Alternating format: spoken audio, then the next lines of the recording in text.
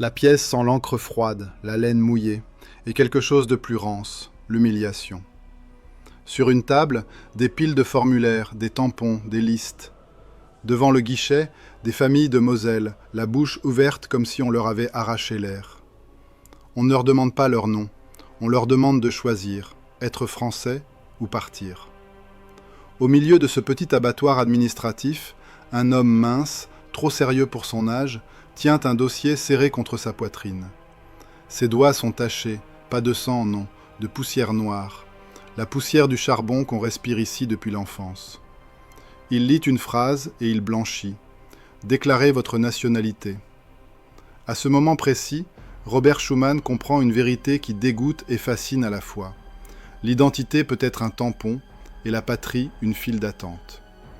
Et c'est justement cet homme, né du mauvais côté, qui prétendra un jour empêcher l'Europe de se dévorer elle-même. On a vendu son histoire comme une carte postale, un père tranquille, un père de l'Europe, un homme de paix. Mais ce qu'on oublie, ou qu'on préfère oublier, c'est que sa vie commence dans une zone grise, une zone qui pue la suie, la peur et les rancunes anciennes. Là où l'on apprend tôt à se taire, à écouter, à survivre entre deux langues, deux drapeaux, deux haines. Robert naît en 1886 au Luxembourg, mais son berceau n'est pas vraiment un pays, c'est un carrefour.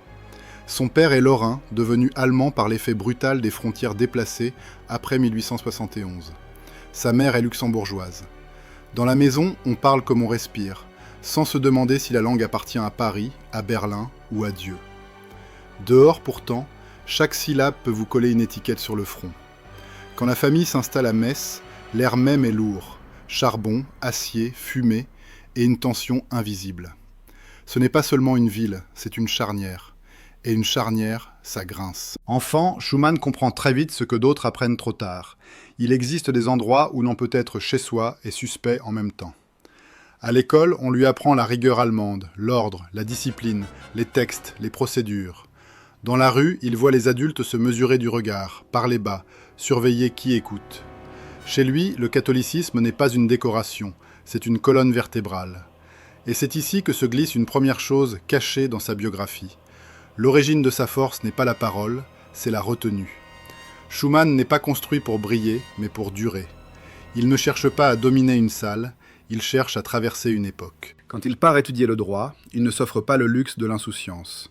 Il avale les livres, les codes, les commentaires juridiques, comme d'autres avalent du café, pour tenir debout.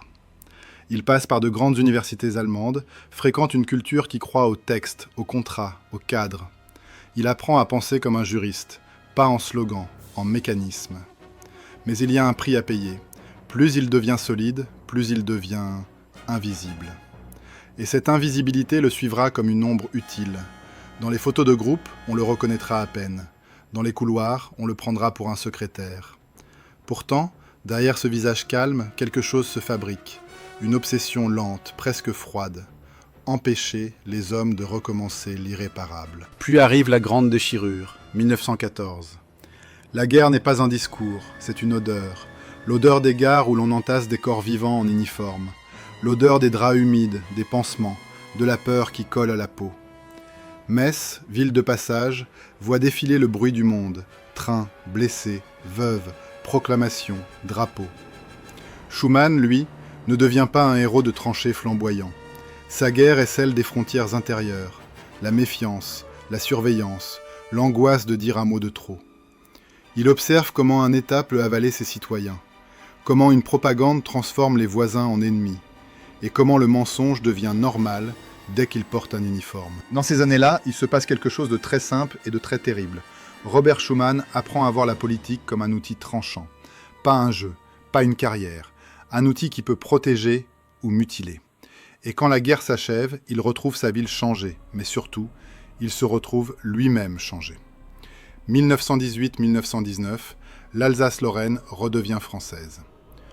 On pourrait croire à une libération nette, une fête, mais la réalité est plus sale, plus compliquée, et c'est là que son destin bascule.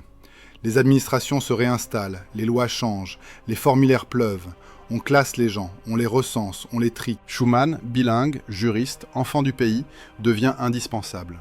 On a besoin d'hommes comme lui pour recoudre ce territoire à la France sans le déchirer davantage. Sauf que beaucoup, à Paris, le regardent de travers. Son accent, sa formation, son passé sous l'Empire allemand, tout cela sent l'autre camp. Et en politique, l'odeur du soupçon ne part jamais vraiment. Voilà l'une des clés cachées. Le futur père de l'Europe commence sa carrière en étant, pour certains, un quasi-étranger. Il doit prouver qu'il est assez français, alors que son identité profonde est faite précisément de cette frontière mouvante. Il n'appartient pas à une pureté nationale, il appartient à une cicatrice. Il entre en politique presque comme on entre dans un incendie, parce qu'il faut quelqu'un pour tenir la porte. En 1919, il est élu député de la Moselle.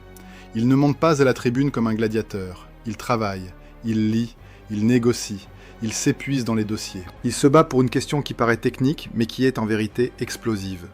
Comment intégrer ces territoires sans les écraser? Comment respecter des particularités locales, des habitudes juridiques, des équilibres religieux, sans rallumer la haine? Son style dérange, trop calme, trop lent, trop précis. Dans une époque qui adore les grandes phrases, Schuman répond par des paragraphes. Dans une époque qui veut des ennemis, il répond par des nuances. Et les nuances, pour certains, c'est presque obscène. C'est ici qu'on peut sentir le futur conflit se dessiner comme un orage au loin. Car pendant que Schuman bâtit des ponts juridiques entre des peuples, une autre tentation s'installe, celle de la puissance solitaire, du drapeau brandi comme une arme, de la nation fermée sur elle-même. Et quelque part, dans la France qui se cherche, un autre type d'homme est en train de monter. Un homme qui croit à la verticalité, au commandement, à la souveraineté sans partage. Un homme qui, plus tard, regardera l'idée de Schuman comme une dilution, presque comme une trahison. Le nom de cet homme n'a pas encore la force d'une légende dans les années 1920, mais l'énergie qu'il représente existe déjà. L'Europe des blocs, l'Europe des murs, l'Europe des poings serrés. Schuman, lui, s'apprête à défendre exactement l'inverse. Dans les couloirs de l'Assemblée, on le sous-estime. Il vit simplement, presque pauvrement. Pas de scandale, pas d'affaires, pas de conquête tapageuse. Et pourtant, cette sobriété n'est pas seulement une vertu, c'est une stratégie de survie. Car la politique, il la voit de près. Il en respire les relents. Il voit comment certains sourient en public et mordent en privé. Comment on promet un poste, puis on l'arrache. Comment on parle de morale, puis on compte les voix comme on compte des pièces. Schuman garde une distance étrange. Il n'aime pas le théâtre, mais il apprend à le traverser. Et c'est peut-être cela le plus déroutant chez lui. Un homme qui ne semble pas vouloir le pouvoir, et qui pourtant avance vers lui, pas à pas, comme poussé par une nécessité plus grande que ses goûts personnels. Les années passent. L'Europe se croit revenue à la normalité, mais elle marche sur des braises. En Allemagne, la République de Weimar vacille. Les humiliations, les rancœurs, les crises économiques transforment la colère en carburant. En France, on s'accroche au souvenir de la victoire comme à un talisman, sans voir que le futur prépare déjà sa revanche. Schuman, installé dans ses dossiers, sent l'air changer. Il ne le sent pas comme un prophète mystique, mais comme un homme de frontière. Quand les vents tournent, il le sait avant les autres. Et plus le vent tourne, plus sa vie se rétrécit autour d'une urgence silencieuse. Car voici le compte à rebours qui s'installe, sans cloche ni affiche, la fenêtre de l'histoire.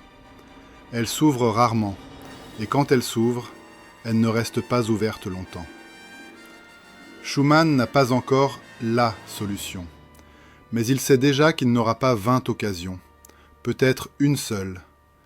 Et pendant qu'il se prépare, il y a autre chose, plus intime, plus sombre. Le sentiment d'être toujours observé, toujours jugé sur ses origines. Comme si, à tout moment, on pouvait lui rappeler qu'il vient d'un endroit trop mélangé. Dans les années 1930, la tension devient palpable. Les discours se durcissent, les frontières redeviennent des cicatrices qu'on gratte. Les hommes politiques se divisent entre ceux qui veulent gagner du temps et ceux qui veulent gagner une guerre. Schuman, lui, s'accroche à l'idée d'un ordre fondé sur le droit, sur des engagements réels, pas sur des promesses de tribune. Il parle de garanties, de mécanismes, d'accords. Et il voit, avec une lucidité presque cruelle, que la machine se remet à fabriquer de la catastrophe. C'est là qu'on comprend mieux ce qui se cache dans son parcours. Robert Schuman n'est pas un naïf pacifiste. Il n'est pas un rêveur qui refuse la réalité. Au contraire, il a tellement vu la réalité qu'il sait à quel point elle est capable d'engloutir les bonnes intentions. S'il cherche une paix durable, ce n'est pas par douceur, c'est par méfiance. Méfiance envers la nature humaine quand on lui donne des armes et des drapeaux. Méfiance envers les États quand ils se laissent tenter par la vengeance. Méfiance envers les foules quand on les nourrit de peur. Son pacifisme est un pacifisme de survivants. Et puis, à la fin des années 1930, la peur cesse d'être une rumeur, elle devient une présence.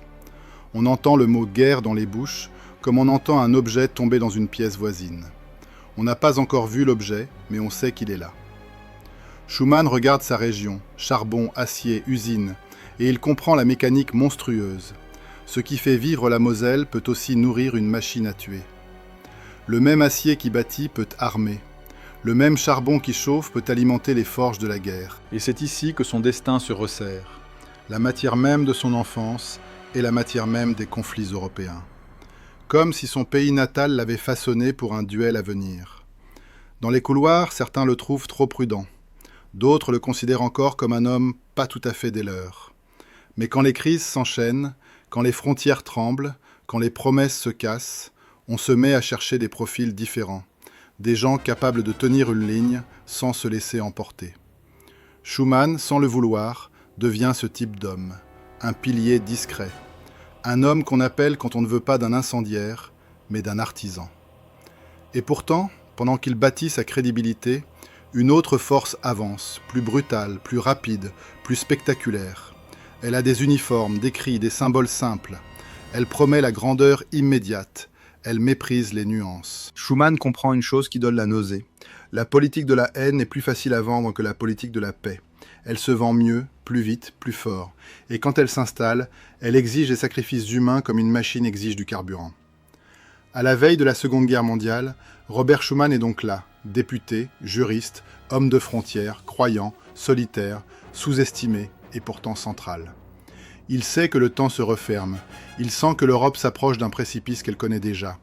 Et il devine qu'au milieu du chaos qui vient, deux visions vont s'affronter, celle du repli et celle de l'assemblage, celle du chef solitaire et celle de la construction collective. Il ne sait pas encore à quel point ce conflit deviendra personnel, il ne sait pas encore quel rival lui barrera la route au moment le plus crucial. Il ne sait pas encore qu'il sera traqué, enfermé, réduit au silence. Mais il sait une chose. Quand la catastrophe arrive, elle ne prévient pas deux fois. Le précipice arrive en 1940 comme une porte qu'on claque. Pas le temps de s'y préparer, pas le temps de faire semblant. La France recule, les routes vomissent des colonnes de civils, les voitures s'écrasent contre les charrettes, les valises s'ouvrent et crachent des vies entières au milieu de la poussière. Dans ce chaos, Robert Schuman n'est pas encore l'homme des grandes annonces. C'est un homme qu'on met là où ça saigne, là où ça déborde. On lui confie une mission qui paraît administrative et qui en réalité est une tragédie. S'occuper des réfugiés, des déplacés, de ceux que la guerre transforme en paquets. Des noms sur des listes, des bébés sans papier, des vieillards qui ne savent plus quelle frontière les a avalés. Et le voilà, dans des bureaux provisoires qui sentent l'urine et l'encre, à signer, tamponner, organiser des trains quand il en reste, des abris quand il y en a, à négocier des camions, des vivres, des espaces. Il voit tout. La peur qui rend égoïste, la faim qui rend brutale, la fatigue qui rend cruelle. Il voit ce que les discours patriotiques cachent toujours, la décomposition, quand un État s'effondre et que l'humain suit. Puis vient l'instant obscène, l'armistice. Le mot a l'air propre, il ne l'est pas. Il a l'odeur d'une porte qu'on referme sur quelqu'un. Les responsables politiques fuient, hésitent, calculent. Et au milieu de cette panique élégante, Schuman se retrouve pris dans un engrenage dont il ne contrôle pas les dents. Il n'est pas un chef de clan. Il n'a pas d'armée de fidèles, il n'a pas une radio pour parler à la nation. Il a sa réputation de juriste, son sérieux et sa Moselle, qu'il s'est condamné à devenir un terrain de chasse. C'est là qu'arrive le premier twist, celui que ses admirateurs aiment passer sous silence parce qu'il salit l'image. Schuman vote avec la majorité des parlementaires pour accorder les pleins pouvoirs au maréchal Pétain en juillet 1940. Un seul geste, un seul bulletin, et la suite de sa vie devient une équation toxique. Parce qu'on peut expliquer ce vote, le contextualiser, le disséquer. La peur, l'effondrement, le désir d'éviter le pire, l'illusion que l'on gagnera du temps. On peut tout dire. Mais on ne peut pas enlever la tâche symbolique. Il a participé, même brièvement, à l'acte qui ouvre la porte à Vichy. Et ce qui est caché ici, ce n'est pas un secret sensationnel. C'est une chose plus dérangeante. Un homme peut vouloir la paix, et faire, un jour, le choix qui ressemble à la reddition. Et ce choix vous poursuit. Il s'accroche à votre nom comme une odeur de fumée. Sauf que l'histoire, parfois, adore la cruauté. Quelques semaines plus tard, Schuman comprend qu'il n'a pas signé une pause. Il a signé une cible sur son front. Quand l'Allemagne annexe de fait l'Alsace-Moselle, les nazis ne voient pas en lui un allié. Ils voient un symbole dangereux, un élu respecté, enraciné, bilingue, capable de devenir un point de ralliement. Un homme qui sait comment fonctionne une administration, donc un homme capable de la saboter de l'intérieur. La Gestapo vient le chercher. Pas une arrestation propre, pas une convocation polie. Une visite sèche, des bottes sur les escaliers, un ordre court, et le monde se rétrécit à la taille d'un couloir. La première nuit, c'est la nuit de l'odeur, la cellule humide, la soupe aigre, le métal froid. Le bruit des clés, toujours trop fort, comme si le son lui-même voulait vous dominer. Et ce sentiment de dégoût, très physique, être réduit à un numéro, à une chose qu'on déplace. On interroge, on le teste, on veut savoir ce qu'il pense, ce qu'il sait, ce qu'il pourrait faire. Et lui, l'homme des nuances, comprend qu'ici la nuance tue. Alors il devient encore plus Schuman, réservé, précis, presque glacial. Ce n'est pas un héros de roman qui crache sa haine au visage des bourreaux, c'est pire et plus efficace. Il leur refuse d'emprise émotionnelle, il donne le minimum, il encaisse, il attend. Les nazis ne le fusillent pas tout de suite. Ils font autre chose, plus pervers, ils le gardent, ils le déplacent, ils le surveillent, comme un animal rare qu'on ne veut pas perdre, mais qu'on craint de laisser courir. Il connaît la prison, puis la forme plus sournoise de la captivité, l'assignation, la surveillance, la vie sous un œil invisible. Un œil qui vous suit quand vous marchez, qui vous compte quand vous respirez, qui vous apprend que la liberté, ce n'est pas un espace, c'est l'absence de regard. Et voici le deuxième twist, celui qui retourne la tâche de 1940 comme un gant. Schuman est suspect partout. Pour les nazis, il est trop français. Pour certains Français, plus tard, il sera trop compromis. Il vit dans un monde où chaque camp a une raison de le salir. C'est une position intenable, être coincé entre deux récits qui veulent vous utiliser comme preuve. Alors un jour, il fait ce que les gens calmes font parfois, un geste radical, sans spectacle. Il s'évade. Pas une évasion de cinéma avec explosion et poursuite, une évasion à la Schuman. Patience, réseau discret, portes entr'ouvertes, horaires observés, un manteau qui ne doit pas attirer l'attention. Et ensuite, la vraie peine commence, la clandestinité. Vivre caché, ce n'est pas romantique. C'est sale, c'est long. C'est une peur qui dure des mois et qui vous ronge la peau. Dormir dans des pièces qui ne sont pas à vous. Changer de lieu avant de s'attacher au lieu. Apprendre à ne pas laisser de traces, pas de lettres, pas d'habitude, pas de trajet fixe. Surtout, apprendre à se méfier de l'envie de parler. Parce que parler, c'est exister. Et exister, c'est risquer d'être reconnu. Pendant ces années, Schuman n'est pas une grande figure publique. Il n'a pas de tribune, il n'a pas de micro. Sa bataille, c'est la survie. Et la survie dans une Europe occupée est déjà une forme de résistance. Il écoute, il observe, il comprend. Il voit ce que l'occupation fait aux hommes. Certains deviennent meilleurs, beaucoup deviennent pires, et la plupart deviennent ambigus. Et lui, l'homme de frontière, stocke ses leçons comme on stocke des preuves. Il les garde pour plus tard, pour le jour où il faudra construire quelque chose qui empêche ce pourrissement de recommencer. Quand la guerre s'achève enfin, ce n'est pas une délivrance nette. C'est une libération avec des crocs. Les comptes se règlent, les réputations s'exécutent. Les mots collaboration, résistance, trahison circulent comme des couteaux. Et le nom de Schuman, à cause de juillet 1940, revient dans des conversations où l'on ne cherche pas la vérité, on cherche un coupable. Il revient à la lumière, mais la lumière brûle. On l'accuse, on le regarde, on le soupèse, on lui rappelle le vote, on oublie l'arrestation, on oublie la fuite, on oublie qu'un homme peut être écrasé par un instant et racheté par des années. Et voilà Schuman face à une situation presque insupportable. Après avoir été prisonnier des nazis, il risque d'être banni par la France. C'est ici que l'on voit sa vraie nature. Il ne se défend pas par la colère, il se défend par les faits, par la rigueur, par cette obstination qui ressemble à de la froideur. Il laisse la machine judiciaire, administrative, politique, cette même machine qu'il connaît par cœur, faire son travail. Il attend que la réalité rattrape le récit. Il obtient le droit de revenir, il redevient éligible. Et ce retour n'a rien d'un triomphe. C'est un retour au front, mais un front d'un autre type, celui d'un pays en ruine. La France de l'après-guerre n'est pas seulement détruite matériellement, Elle est fatiguée moralement. Tout manque. Charbon, pain, logement, confiance. Le marché noir ronge la légitimité de l'État. Les tensions sociales montent. La guerre froide pointe ses dents. Et dans ce paysage, Schuman, l'homme qui ne fait pas de bruit, devient soudain utile d'une manière inquiétante, parce qu'on a besoin de gens qui savent tenir une ligne au milieu de la tempête. Il entre au gouvernement. Il se retrouve à gérer des finances exsangues, des budgets impossibles, une économie qui tousse, une société qui tremble. Et là, il y a une image qu'on ne montre jamais dans les portraits officiels, celle d'un ministre qui rentre tard, qui lit des chiffres jusqu'à l'épuisement, qui sait que derrière chaque colonne de budget, il y a des vies. Un pays peut mourir non seulement sous les bombes, mais sous l'inflation, sous la faim, sous la colère.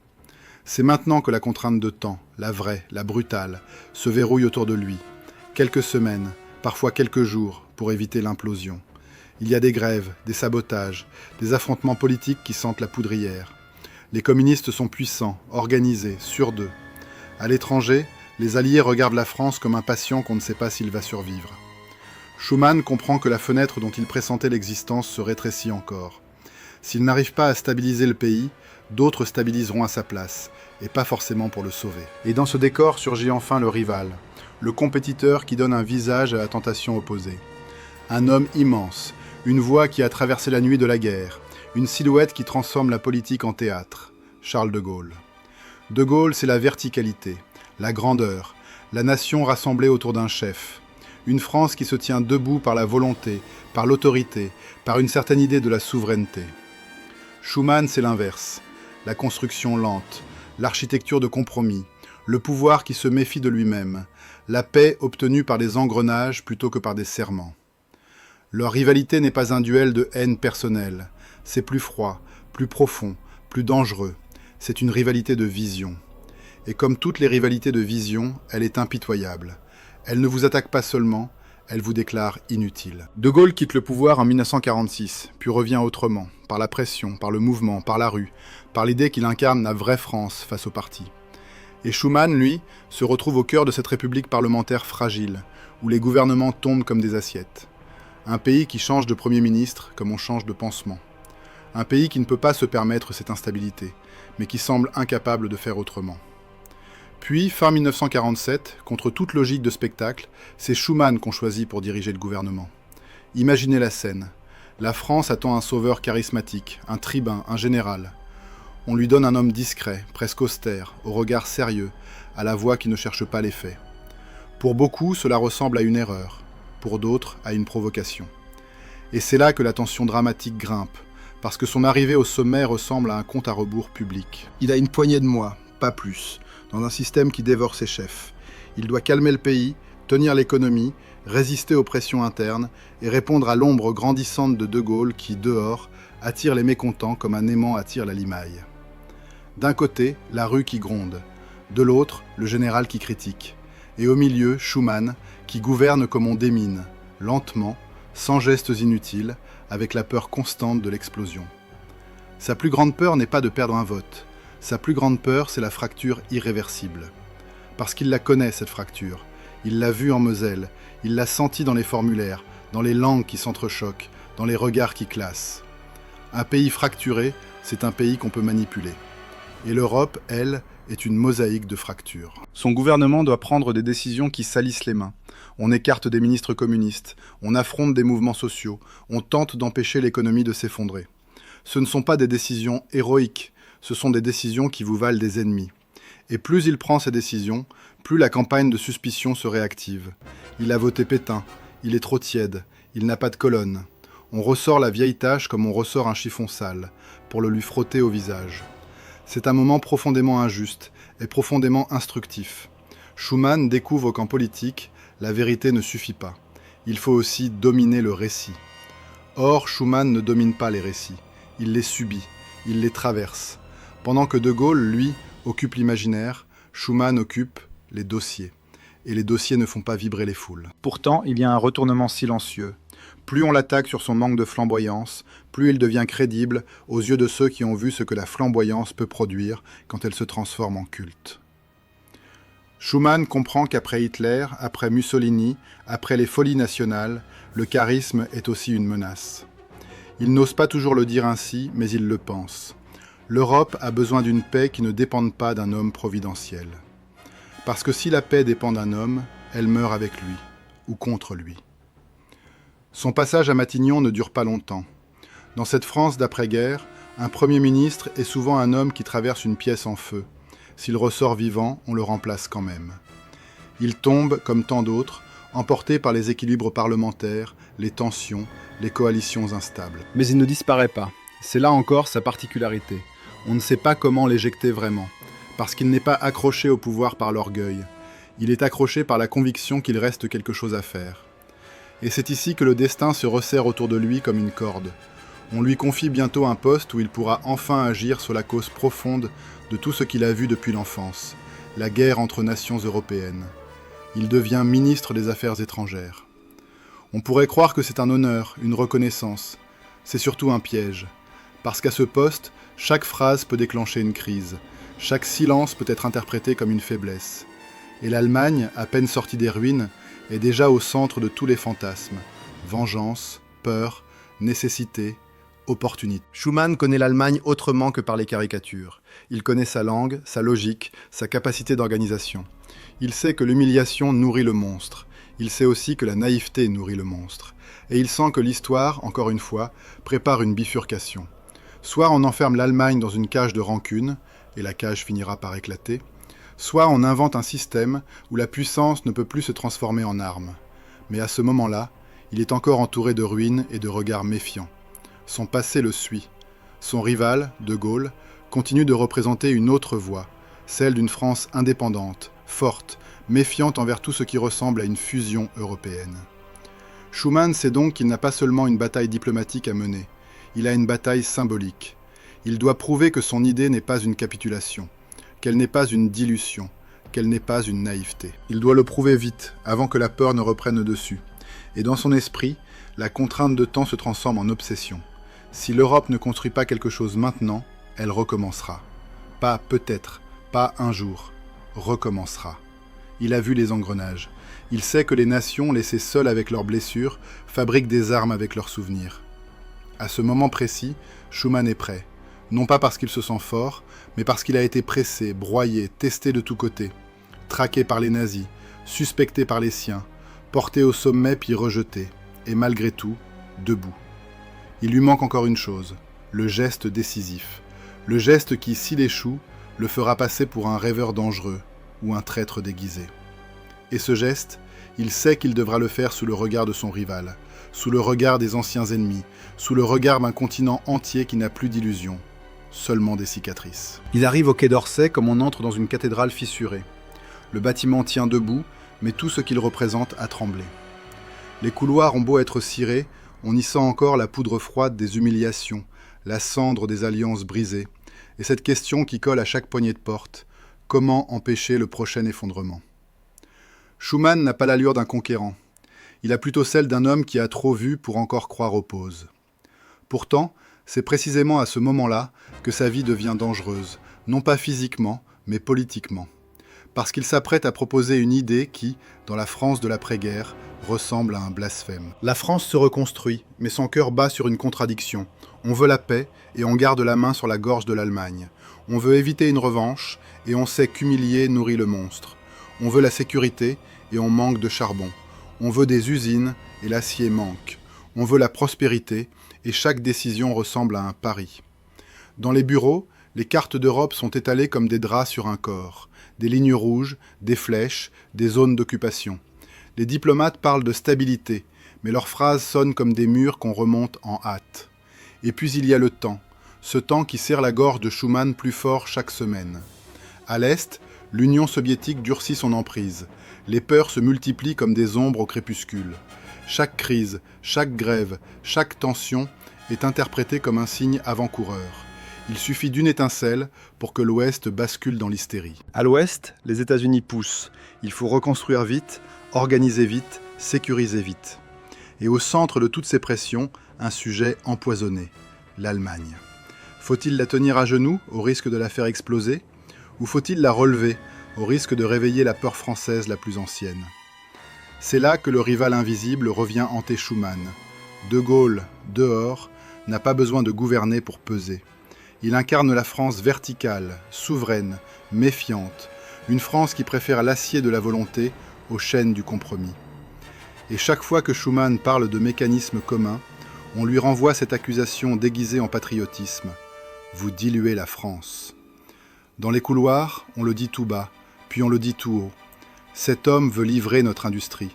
Cet homme veut pardonner trop vite. Cet homme veut une Europe qui nous avale. Schuman sait que l'opinion est un animal nerveux. Il sait aussi que les industriels ont leur propre langue, celle du profit, des marchés, des monopoles. Le charbon et l'acier, ce ne sont pas des symboles, ce sont des empires, des barons, des réseaux, des habitudes de domination. Et il comprend une vérité qui a quelque chose de répugnant. La paix se négocie avec ceux qui ont intérêt à la guerre. Car le charbon et l'acier ont servi à bâtir des maisons et des canons. C'est la même matière, la même poussière dans les poumons. Alors il prépare son geste, pas en pleine lumière, dans l'ombre. Et voici un des secrets les plus étonnants de sa légende. Le grand moment Schuman n'est pas né d'un grand discours improvisé, mais d'un travail clandestin au cœur même de l'État, presque comme une conspiration pour la paix. Autour de lui, une petite équipe se forme. On travaille tard, on ferme des portes, on parle à voix basse. Jean Monnet, l'architecte méthodique, apporte une vision quasi chirurgicale. Si l'on veut empêcher la guerre, il faut retirer aux États la possibilité de transformer certaines ressources en armes. Schuman écoute, tranche, protège. Il est le visage public, mais aussi le bouclier politique. Il sait que si l'idée fuit trop tôt, elle sera tuée avant de naître. Les journaux hurleront trahison, les lobbies se déchaîneront, les partis se barricaderont. Les nuits deviennent des laboratoires, une lampe, des dossiers, des cartes, des mots écrits puis rayés, des phrases qu'on pèse comme on pèse une substance dangereuse. Schuman n'est pas un poète, mais il cherche une formule qui fasse plus qu'expliquer, une formule qui désarme. Et il y a chez lui une obsession presque physique, transformer le métal de la guerre en squelette de paix, faire en sorte que l'acier ne puisse plus être à nous contre eux, mais à nous, ensemble, dans un cadre commun qui rend la trahison impossible ou trop coûteuse. Sauf que la politique ne vous laisse pas le temps de rêver tranquillement. Elle vous donne un délai, toujours. Le sien est cruel. Les gouvernements tombent vite, les coalitions se fissurent, les oppositions attendent l'erreur. Chaque semaine, une rumeur peut renverser un ministère. Chaque mois, une crise peut faire revenir les démons. Schuman le sait. S'il ne frappe pas au bon moment, il perd tout. Et il n'aura peut-être pas de deuxième chance. Le 9 mai 1950 approche comme une date qu'on ne comprend pas encore, mais qui s'écrit déjà dans la gorge. Ce jour-là, Schuman doit parler. S'il parle trop timidement, l'idée mourra. S'il parle trop brutalement, on criera à la capitulation. Et si quelqu'un dans son propre camp sent l'odeur du radicalisme derrière son calme, il tentera de l'éteindre avant qu'il n'allume quoi que ce soit. Dans les heures qui précèdent, l'atmosphère est celle d'une opération chirurgicale. Pas de grands banquets, pas de tambours, plutôt une tension de salle d'attente, avec des hommes qui évitent de se regarder trop longtemps. Schuman, lui, a ce visage presque immobile qui exaspère ses adversaires, comme si aucune insulte ne pouvait l'atteindre. Mais à l'intérieur, c'est un cordage tendu. Il sait que ces mots vont déclencher une bataille. Et quand il annonce l'idée, mettre en commun la production de charbon et d'acier, créer une autorité supranationale, rendre la guerre non seulement impensable, mais matériellement impossible, il n'ouvre pas seulement un chantier, il ouvre une plaie. La réaction est immédiate, viscérale. On entend les vieux réflexes grincer. L'Allemagne, avec nous, des députés se crispent, des journalistes salivent, des industriels calculent, des nationalistes s'enflamment, des communistes crient à la manœuvre atlantiste. Et De Gaulle, dans l'ombre, devient le miroir menaçant, lui propose une France forte, indépendante, méfiante, et Schuman propose une France forte par l'interdépendance. Deux forces qui se regardent comme deux prédateurs, mais avec des dents différentes. Puis vient le premier vrai twist, celui que personne n'attendait vraiment. L'Allemagne de l'Ouest, sous la conduite de Konrad Adenauer, répond favorablement, vite, sans se tortiller. Pour les sceptiques français, c'est presque obscène. L'ancien ennemi accepte l'offre de coopération comme un homme qui a compris qu'il n'avait plus le droit de jouer avec le feu. Et ce oui change la température de l'air. On n'est plus dans la théorie, on est dans la construction. Schuman entre alors dans une période qui le dévore. Négocier, convaincre, rassurer, signer, recommencer. Il voyage, discute, assemble des pièces qui ne s'emboîtent pas naturellement. Il doit faire comprendre à des États jaloux qu'une partie de leur souveraineté doit être déposée ailleurs, ce qui, pour beaucoup, ressemble à abandonner une arme dans un monde hostile. Chaque rencontre a son poison. Ici, on craint l'Allemagne. Là, on craint la France. Ailleurs, on craint l'idée même d'un au-dessus des nations. Et pendant ce temps, sa rivalité avec le camp de la souveraineté se durcit. Car la proposition Schuman a une dimension cachée, celle qui fait vraiment peur. Ce n'est pas seulement un accord économique, c'est un prototype de fédération. Un prototype discret, technique, presque ennuyeux pour le public, mais révolutionnaire dans l'ADN. Schuman le sait, s'il annonce trop clairement le projet final, on l'étranglera. Il avance donc avec une prudence qui ressemble à de la timidité, mais qui est en réalité une tactique. Installer le mécanisme avant que les adversaires n'aient compris à quel point il change la machine. Le traité se dessine. On parle d'une haute autorité, d'institutions communes, d'un droit qui dépasse les droits nationaux sur un périmètre stratégique. Ce qui se joue là est vertigineux. Pour la première fois, des pays acceptent de partager la décision sur les matières qui ont nourri leur guerre.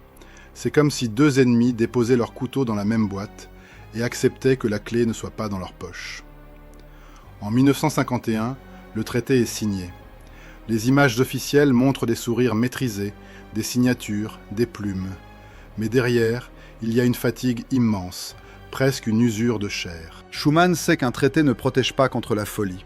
Il protège seulement si on le respecte, si on l'incarne, si on le défend. Et il sait aussi que la plus grande menace n'est pas extérieure, c'est l'intérieur, le retour des vieux réflexes, des vieilles fiertés blessées, des vieux discours qui promettent la grandeur en échange de l'isolement. Il y a alors une scène presque silencieuse qui résume tout. Schuman se retrouve face à des critiques qui lui reprochent de livrer la France. On lui crache presque qu'il trahit l'acier national. Et lui répond, sans crier, comme un homme qui connaît la matière, « Cet acier, nous l'avons déjà livré, autrefois, mais au canon. Moi, je veux le livrer au pont. » Ce n'est pas une phrase de théâtre. C'est une phrase de survie. La communauté du charbon et de l'acier commence à fonctionner. C'est concret. Des quotas, des règles, des arbitrages. Et c'est là qu'arrive le deuxième twist. Le miracle est administratif. Pas un miracle de drapeau, pas un miracle de défilé, un miracle de procédure qui empêche les tricheries, qui rendent la transparence obligatoire, qui transforme la méfiance en routine de vérification. Les gens s'ennuient parfois. Et c'est peut-être le plus beau signe. Quand la paix devient ennuyeuse, c'est qu'elle s'installe. Mais Schuman n'a pas le luxe de savourer. La guerre froide durcit le monde comme une glace. Les pressions militaires réapparaissent et la question de la défense européenne surgit comme un fantôme armé. Comment se protéger sans recréer une Allemagne militaire autonome ? Il faut un cadre encore, une nouvelle couche de sécurité, un nouvel engrenage. C'est ici que son compte à rebours se resserre une seconde fois. S'il n'arrive pas à donner une forme à la défense commune, d'autres le feront à la place de l'Europe. Et l'Europe redeviendra un terrain de manœuvre pour des puissances extérieures. On parle donc d'une communauté européenne de défense. On veut intégrer, encadrer, mutualiser. On veut empêcher la remilitarisation incontrôlée tout en répondant aux menaces. Et là, le rival se frotte les mains, même de loin. Car l'idée touche au nerf, la souveraineté ultime, celle du soldat et de l'arme. Les oppositions se rassemblent de manière presque contre nature. Certains refusent parce qu'ils craignent l'Allemagne, d'autres refusent parce qu'ils ne veulent pas d'un au-dessus de la nation, d'autres refusent parce qu'ils veulent une alliance différente, d'autres parce qu'ils sentent une opportunité politique. Schuman se retrouve dans un couloir étroit où chaque mur est couvert de crocs. La bataille devient personnelle. On ne critique plus seulement son projet, on critique son existence politique. On rappelle le vote de 1940 comme si l'on brandissait un vieux chiffon imbibé pour empoisonner l'air. On l'accuse d'être trop allemand, trop européen, trop froid, trop chrétien, trop silencieux. Chaque adjectif est une pierre. Et pourtant, il continue. Il continue parce que ce qu'il construit n'est pas une idée abstraite, c'est une barrière contre le retour de l'abattoir. Il continue parce qu'il sait que les États, livrés à eux-mêmes, répètent leurs crimes avec des costumes différents. Il continue parce que sa foi, chez lui, n'est pas un décor. C'est une contrainte morale, un poids qu'il porte comme un sac de pierre, et qui lui interdit de jouer avec l'avenir des autres. Il y a une scène qu'on pourrait presque filmer en gros plan. Un soir, seul, Schuman reste assis après une réunion interminable. Les papiers sont étalés comme des pansements. Les voix des adversaires résonnent encore. Il se masse la tempe. Il sait que la coalition qu'il a portée peut se dissoudre. Il sait que son ministère peut lui être retiré. Il sait que son œuvre peut être stoppée par un vote, un seul, comme on ferme une vanne. Et il sent quelque chose de terrible. Plus l'idée est grande, plus elle dépend de détails minuscules, d'une signature, d'un calendrier, d'un moment où un homme hésite ou non. Les années 1952-1954 deviennent une course de fond en terrain miné. La communauté du charbon et de l'acier tient, mais elle doit prouver qu'elle n'est pas un accident. La défense européenne, elle, provoque une crise de nerfs nationale. Et Schuman, épuisé par l'enchaînement, doit aussi affronter la réalité la plus humiliante. Il n'est pas un séducteur politique. Il ne vend pas. Il explique. Il implore parfois.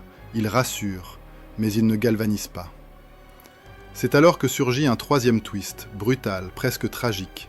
Le projet de défense s'effondre dans les votes, dans les peurs, dans les calculs.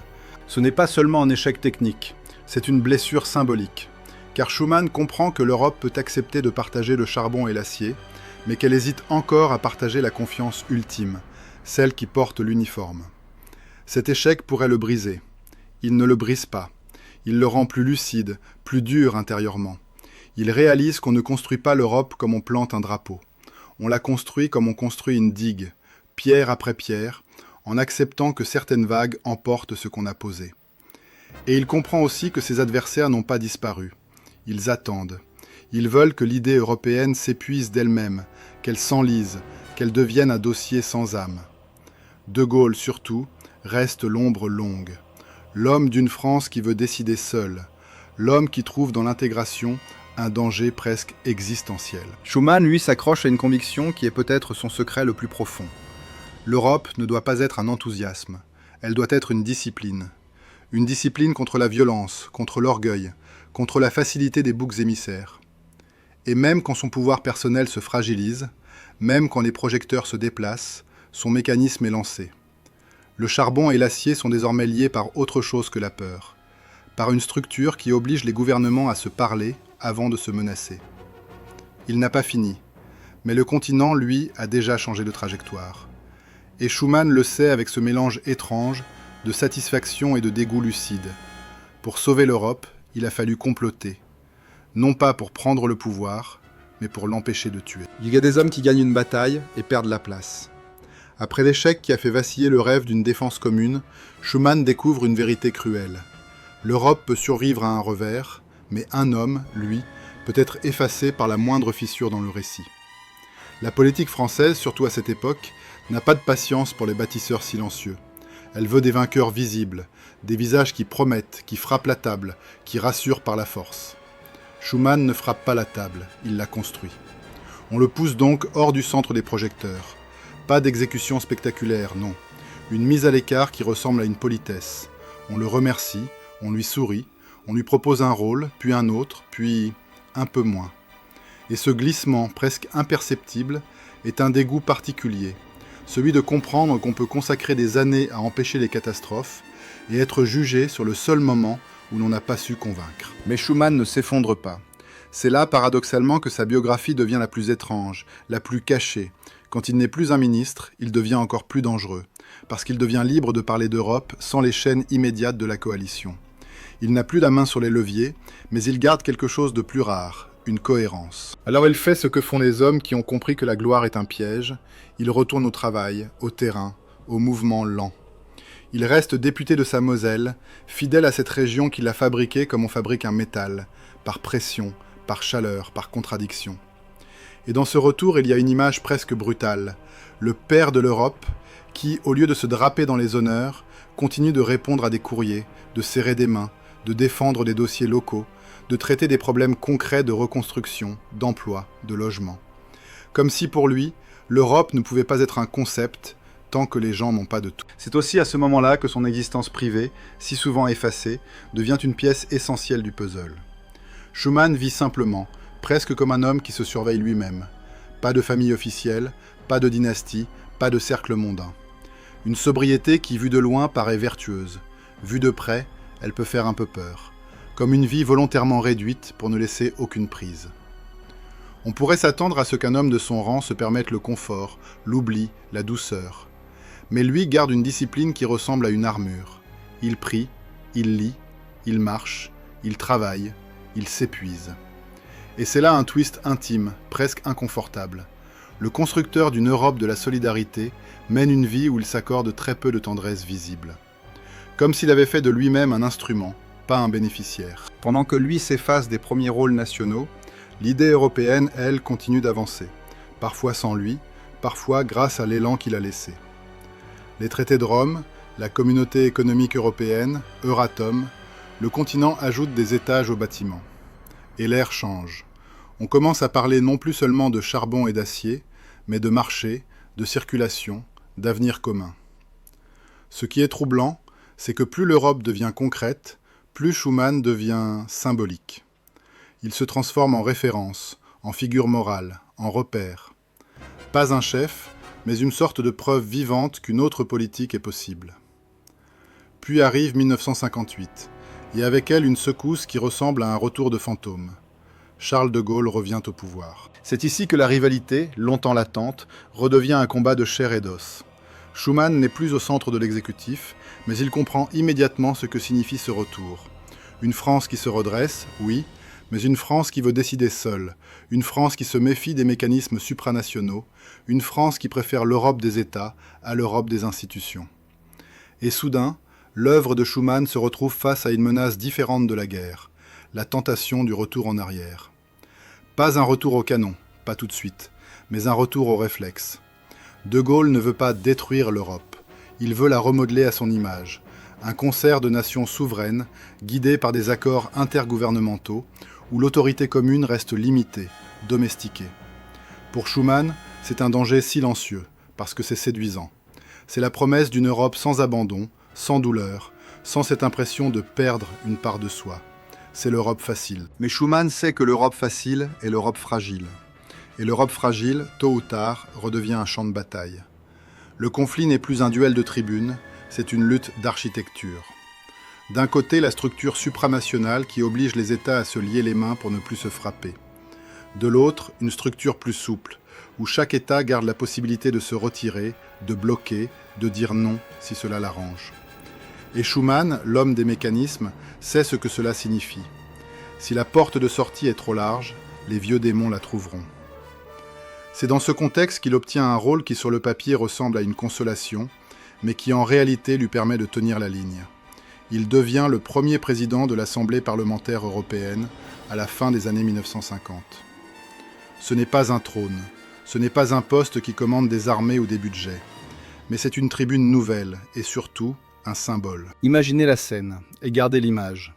Dans une salle où se mélangent des accents, des langues, des anciennes rancunes, Schuman, cet homme né d'une frontière, préside une assemblée qui ressemble à ce qu'il a été toute sa vie. Un pont vivant entre des mondes qui se méfiaient. Et voici un détail qui claque comme un petit shot visuel. Pendant que certains leaders adorent les drapeaux, les parades, les chants, Schuman, lui, s'accroche à des choses presque invisibles. Un ordre du jour, une procédure, un compromis de formulation. C'est là que l'on voit son génie et son côté dérangeant. Il croit que le salut viendra d'un système où l'on s'oblige à se parler, même quand on se déteste. Ce n'est pas romantique, ce n'est pas excitant, c'est profondément adulte. Et parfois, l'adulte donne envie de le gifler, tant l'enfant en nous veut une solution plus simple. Mais le temps, encore, resserre sa boucle. Schuman vieillit. On le voit dans ses épaules, dans la lenteur plus marquée de ses gestes, dans cette fatigue qui n'a plus besoin de se cacher. Il porte trop d'années de tension comprimée, trop de nuits de dossiers, trop de combats sans applaudissements. Et il y a une horloge secrète qui commence à battre plus fort, celle de sa santé. Il comprend qu'il ne pourra pas défendre éternellement son modèle contre les séductions de l'autre Europe, celle des nations souveraines à l'état brut. Il comprend qu'il doit transmettre, verrouiller, inscrire. C'est ici qu'il devient presque obsessionnel sur un point. L'Europe ne doit pas dépendre des hommes. Elle doit survivre au tempérament, aux ambitions, au retour de gloire. Car le véritable ennemi, il l'a compris, n'est pas seulement la guerre. C'est l'instabilité émotionnelle des peuples et de leurs chefs. C'est la capacité d'un pays, un jour, de basculer dans la peur et de chercher un bouc émissaire. Alors Schuman parle, encore et encore, mais à sa manière, sans cri.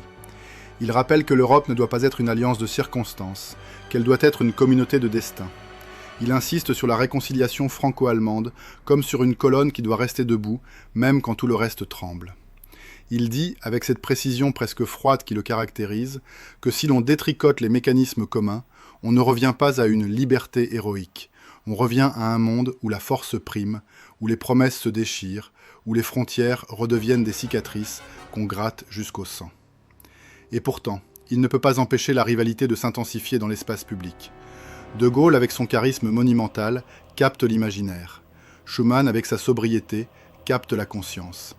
C'est une rivalité presque injuste, parce qu'elle oppose deux formes de puissance, l'une qui se voit, l'autre qui se ressent seulement quand elle manque. Quand Schuman s'exprime, on l'écoute parfois comme on écouterait un médecin qui vous annonce que vous devez arrêter ce qui vous fait plaisir.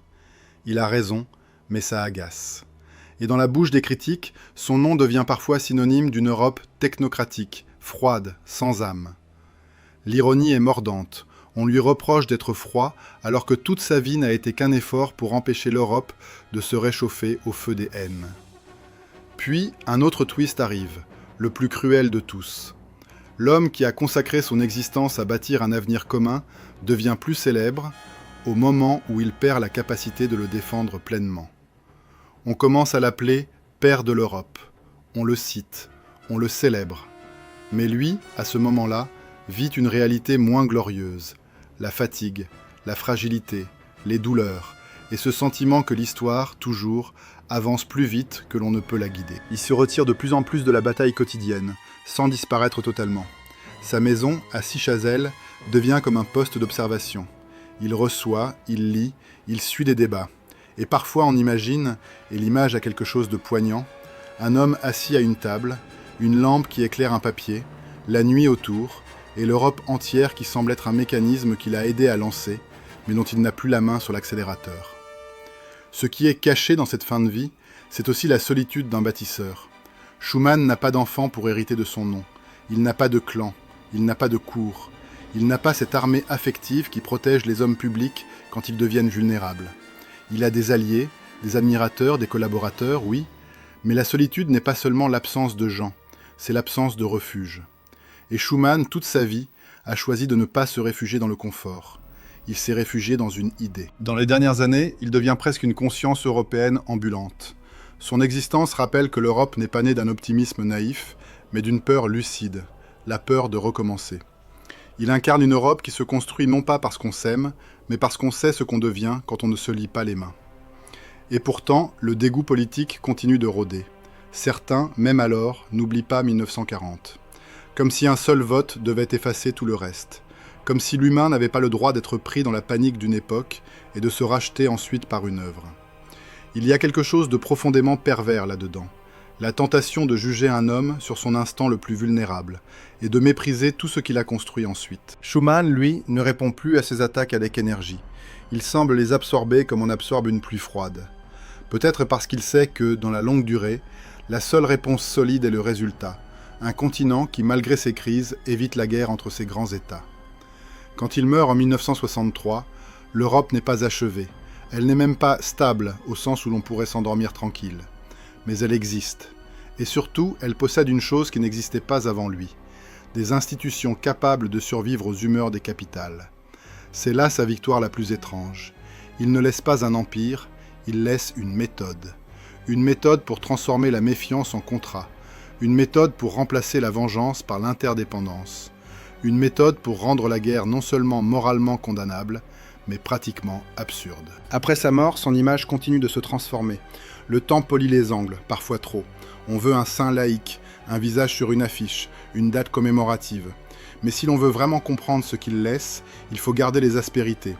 Le vote de 1940, comme une tâche qui rappelle que les hommes ne sont pas des statues. La captivité, la surveillance, la clandestinité, comme un rappel que la paix n'est pas un état naturel. La rivalité avec la tentation souverainiste, comme un avertissement permanent. L'Europe peut se défaire si elle oublie pourquoi elle s'est faite. Et cette vie personnelle austère, presque monacale, qui dit quelque chose de troublant. Schuman a traité son existence comme un prix à payer. Il y a même plus tard une dimension quasi mystique qui s'attache à lui. L'idée qu'il n'était pas seulement un homme d'État, mais un homme de conscience, au point que certains ont voulu le faire entrer dans une autre catégorie que celle des politiciens. Et là, l'ironie devient vertigineuse. Un homme qui a passé sa vie à manipuler des mécanismes très concrets, charbon, acier, traités, institutions, finit par être perçu comme un symbole moral, presque spirituel. Comme si l'Europe, en cherchant son origine, avait besoin non seulement d'un architecte, mais d'une figure qui prouve que la politique peut être autre chose qu'un marché cynique. Son héritage pourtant n'est pas une statue. Son héritage est une question qui n'arrête jamais de revenir, surtout quand les crises secouent les peuples. Préférez-vous la puissance solitaire, qui donne l'illusion d'être libre mais vous laisse seul face aux tempêtes, ou préférez-vous la puissance partagée, qui vous oblige à des compromis parfois humiliants, mais qui vous évite les abattoirs de l'histoire? Schuman, toute sa vie, a choisi la seconde option. Pas parce qu'elle est belle, parce qu'elle est moins meurtrière. Et c'est peut-être la dernière image qu'il faut garder, la plus viscérale. Un homme né dans la poussière du charbon, qui a compris que cette poussière pouvait noircir les poumons ou cimenter une paix. Un homme qui a construit avec le matériau même des guerres une machine fragile, exigeante, parfois agaçante, mais capable, quand elle fonctionne, de sauver des générations entières d'un futur qui sent le métal brûler.